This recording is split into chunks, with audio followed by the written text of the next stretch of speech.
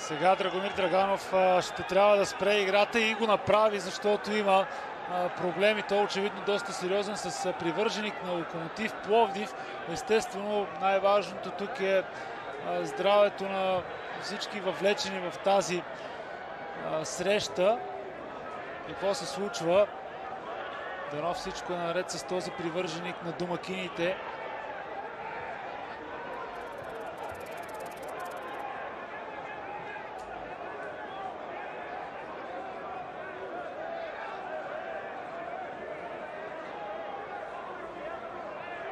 Стискаме палци за благоприятната развръзка.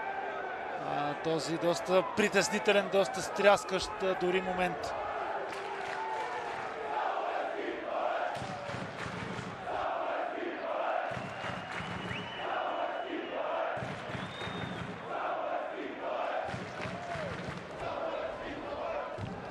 Това е делегатът на Българския футболен съюз и Иван Кюркчиев, който сега ще има малко повече работа.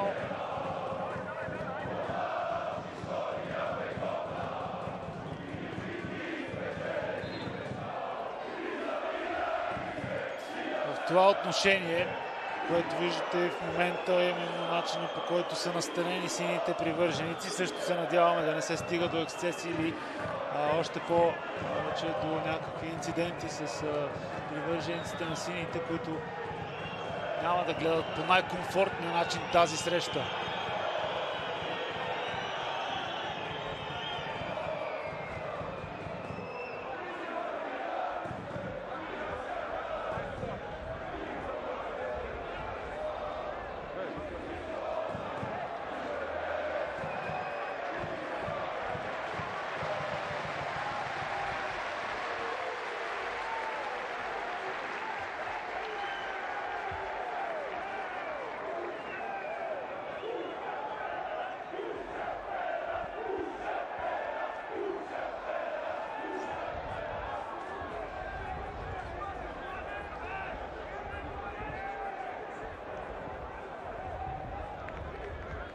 Футболистите на Левски трябваше да се справят с прекъсване на играта и в последното си гостуване в Пловдив при откриването на реконструирания стадион Христо Ботев срещу Ботев Пловдив.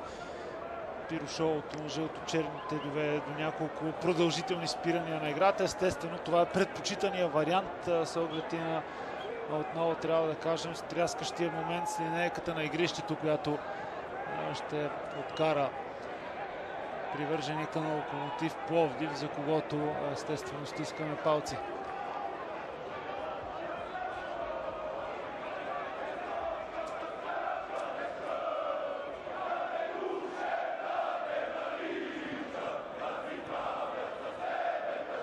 Динко Хоркаш, който много бързо успява да се превърне в любимец, в един от любимците на черно-бялата агитка, също аплодира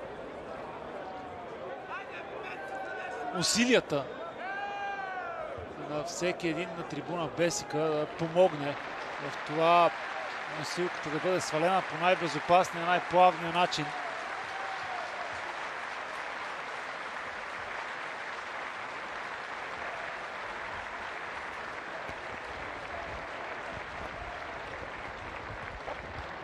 Докато, разбира се, футболистите на игрището изчакват също с напрежение по лицата си.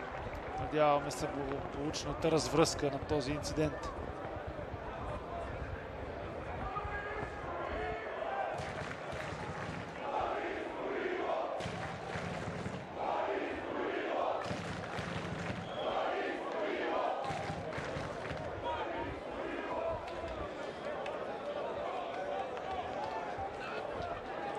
Трябва да се върнем до дните преди световното първенство в Катар, за да си припомним последната домакинска загуба на Локомотив Пловдив 2-3 от Лудогорец на 8 ноември 2022. От тогава насетне футболистите на Александър Томаш се справят значително по-добре в къщи спрямо това, което предлагаха в началото на сезона. Едва 2 допуснати гола в следващите 5 мача след споменатото поражение от Лудогорец, 2 равенства и 3 победи които увеличиха шансовете за черно-белите да попаднат в топ 6. И сега, няколко часа преди края на редовния сезон, те са в позиция при евентуален успех днес да си гарантират място в топ 6. От друга страна, солидният аванс на Локо Пловдив, дори пред 8-я Арда от 5 точки преди началото на днешния двубой, означава,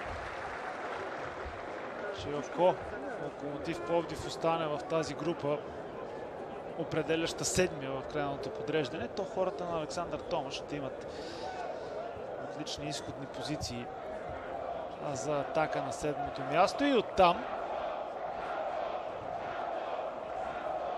потенциално ново евроучастие.